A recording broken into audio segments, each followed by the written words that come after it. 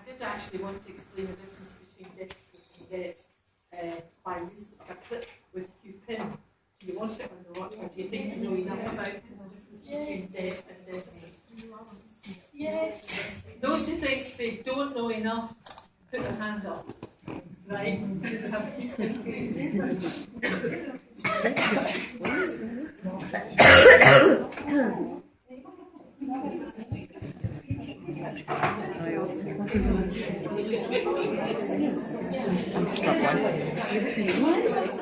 And by the way, I need to speed up.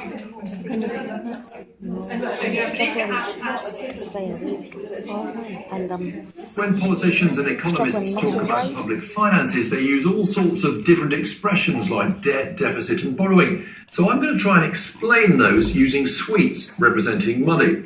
So suppose in a given year you're taking in tax 4. That's your tax revenues coming into the government, but you actually want to spend 5 that year. That means you've got to borrow 1 to cover your plans. So at the end of the year, that's the deficit, that's borrowing, and that goes into a pile of previous debt. That's debt there. So the next year, you take in tax maybe 5, but you want to spend 7, so you have to borrow that year 2 more. And once again, that's the annual deficit or the borrowing. And at the end of the year, that goes into the pile, which is the debt. So after many years of deficits, you end up with a pile. That, in a word, is the national debt. But one thing governments can't do to get rid of the debt is to eat it. Okay, right. When politicians and economists talk about public finances, they use... Okay,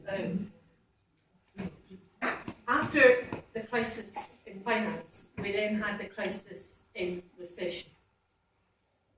Business banks didn't have the money and were unwilling to lend to small businesses, particularly. Britain is primarily made up of small businesses. It has, however, hardly any banks. You can name them yourself very quickly, but there are predominantly 4 main banks and a small number. Germany, on the other hand, has around 2,000 banks that help locally and assist small businesses.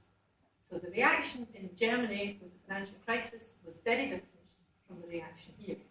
A lot of its banks were not in the same dreadful position as ours, and they were still able to lend to small businesses. Our banks, being large, find it far easier to lend to big businesses. They would far more willingly lend to the likes of Philip Green in Arcadia, it's called. They would lend to Richard Caring, who again is a non-dom, although he was born and brought up in Britain and was a British citizen, and as an a non-dom, he doesn't pay very much in tax either. They would rather lend to these very large businesses than lend to small ones. The upshot was that we were strangled. And the different countries in the world adopted different techniques. In the United States and in Britain, they adopted the technique of quantitative easing. Essentially, this was to try and make money circulate so that the banks would then lend to small businesses. How do you do it? Well, unfortunately, you can't do this. But the government was able to direct the Bank of England to create money. And the amount of money was something like £375 billion, which didn't do the one go, but over time. The bank did this by, imagine writing it at the top of the ledger book, a new credit, £375 billion. Of course, today they did it by computers. With this amount of money, well, it wasn't going to sit there in the Bank of England, was it? They went to the banks, HSBC, RBS, etc., and they said, we want to buy some of the government bonds that you can hold, because government bonds are held like a safe investment, supposed to be, and they are held by the big banks, pension funds, etc., as their sort of base. So stocks and shares might go up and down, but gilt hedge, that's it. So the Bank of England went to the banks and said to them, we want to buy back government bonds, and here's the money, which they just written in at the top of the line, 375 billion. The banks took that money and the point well, there were various things, and you're quite right. They were also told, if you remember, there was Lord Turner going around saying the banks' balance sheets have to be improved. And what that meant was they have to have more in liquid money. Well, when they had some more in liquid money, but my gosh, they weren't willing to lend it out because they needed to bolster their bank accounts. So the government lent out more. And you all remember for a time that they said, oh, quantitative easing started, but it's not producing the results that we want. They're not lending to small business. So the government produced more, of which the banks lent to big business.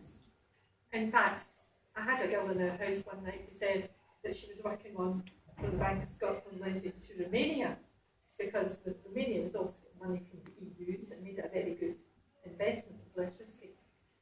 So again, we didn't have any real benefits. It was hoped, however, that the system would so stimulate the economy, there would be growth, everybody would begin to get back to normal. The banks at that point would then draw back in the money from the ordinary banks and burn it, remove it from the crowd. Yes. No country, not even the United States, has managed to do that yet. Okay. But Britain went in on a big scale. Now, just a small point to add to that, if it's created that money, and if it's never going to destroy it, then 375 billion ought to come off the total when you're working out what Scotland's debt will be. That's even without talking about the oil business in the first instance. So this extra £1 billion, it was like fictitious money. Yes, 375 billion. And we're now going to have an explanation of what that's happened to us by Faisal Islam. Thank you. I meant to give warning. And I'm being told by this computer coming up. Faisal Islam.